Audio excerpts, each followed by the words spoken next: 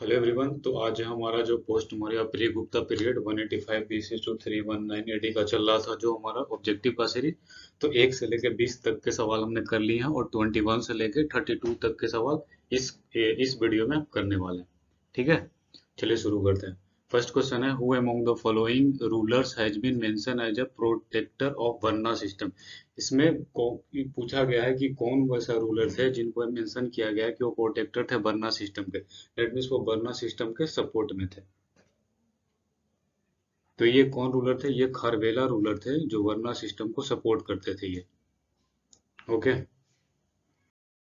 Next है the art which combine Indian and Greek feature. पूछा ये इस क्वेश्चन में ये कहा गया है कि आर्ट कौन सा वो कला था जो कंबाइन करता है इंडियन और ग्रीक, इंडिया के फीचर को और ग्रीक के फीचर को, दोनों को कंबाइन करता। कौन से आर्ट? तो ये गंधारा जो आर्ट है वो दोनों इंडियन और ग्रीक कल्चर दोनों को कंबाइन करता है, ये गंधारा आर्ट। ओके, नेक्स्ट है हु वाज कॉल्ड बाय विंध्याया अधिपति। विंध्याया अधिपति किसे कहा जाता है? ये जो ऑप्शन दे रखा है इनमें से हमें बताना है। तो ये गौतमी पुत्र सतकर्णी है, उसे विंध्याया अधिपति कहा जाता है।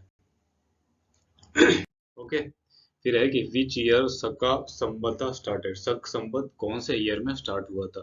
तो ये 78 एडी में स्टार्ट हुआ था शका ईयर।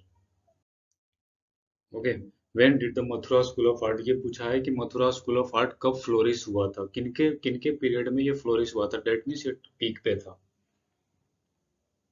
तो ये कुशाना के पीरियड में फ्लोरिश हुआ था।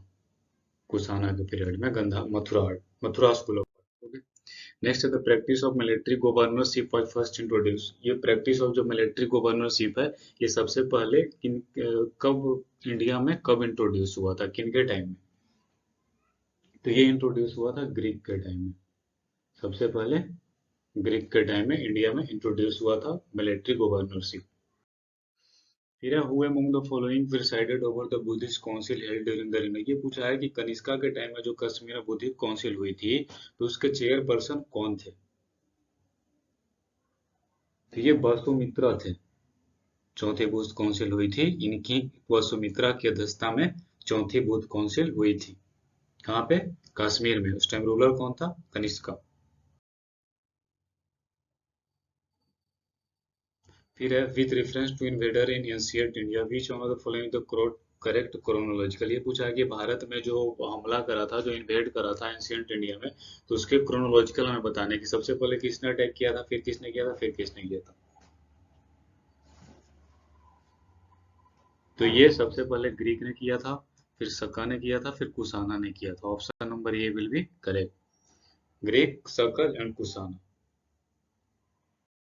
नेक्स्ट है with reference to the guilds of ancient India that play a very important role in the country. ये पूछा है कि जो reference to the guilds of, जो प्राचीन भारत के जो समाज थे उनका हमारे कंट्री के इकोनॉमी में एक इम्पोर्टेंट रोल प्ले करता है। तो हमें ये तीन स्टेटमेंट दे रखे हैं, इन स्टेटमेंट में से बताने हैं कि कौन सा स्टेटमेंट करेक्ट होगा। ओके, तो ये ऑप्शन नंबर जो 2 और 3 दे रखा है ये करेक्ट है। The wages ruler of work standard and prices were fixed by the guild.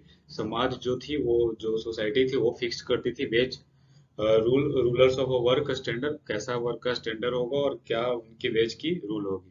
फिर नेक्स्ट है the guild has a judicial power over its own. जो उनके मेंबर थे उनमें जुडिशियल पावर, उनको वो जो सोसाइटी थी उनको जुडिशियल पावर दे रखी थी अपने मेंबर पे कि वो जैसा चाहे वैसा रूल बना सकते हैं।